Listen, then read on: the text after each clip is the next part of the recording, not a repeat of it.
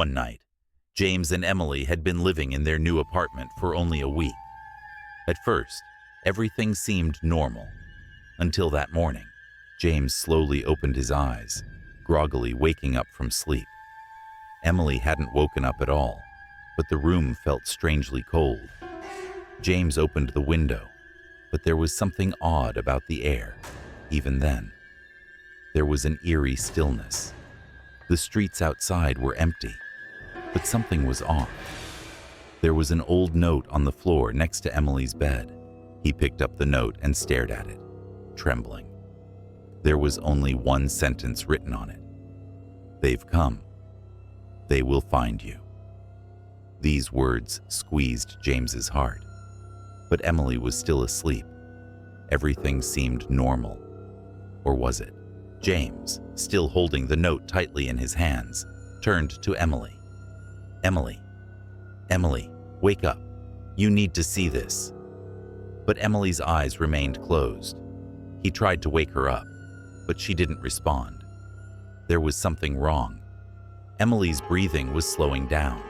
James grabbed his phone to make a call, but no matter how hard he tried, there was no signal. There was no connection. The phone was useless.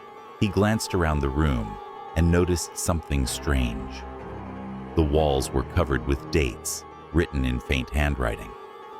The last date was just a few days before James and Emily had moved in. But the most disturbing thing was the note written on that date. "They've come." James's mind raced. What's happening? What was this place? Why was Emily acting so strange? Suddenly, a shadow began to shift in the corner of the room. The lights flickered and went out. Everything was dark, but the moonlight illuminated something in the room. Something moving. James turned around, slowly, and then froze. Emily's eyes were slowly opening, but they were completely white.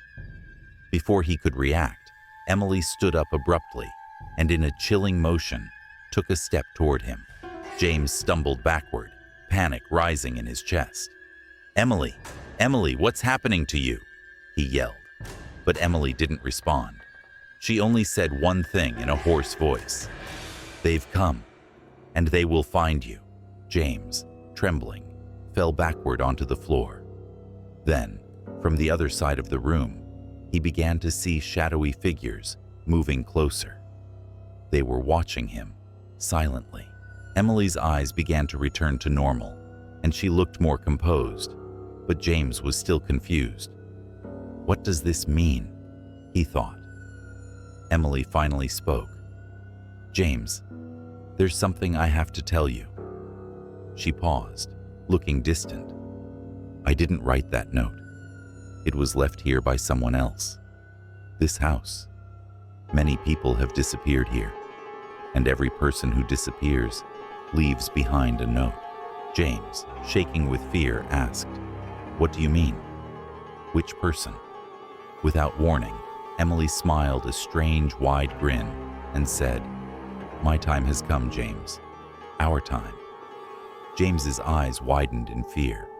Emily's smile widened even more, and for a moment he couldn't believe what he saw. Her eyes were completely white again. Then, just as quickly, the reflection of Emily in the mirror caught his attention. It wasn't the same Emily he knew. She wasn't the Emily standing in front of him. And in that moment, James realized something horrifying. The real Emily wasn't here at all. James was left alone in the dark room. Emily had disappeared without a trace. All that remained were the notes and the eerie shadows. In time, James too became one of them, the ones who leave behind the notes. He too waited for someone to come, someone else to take his place.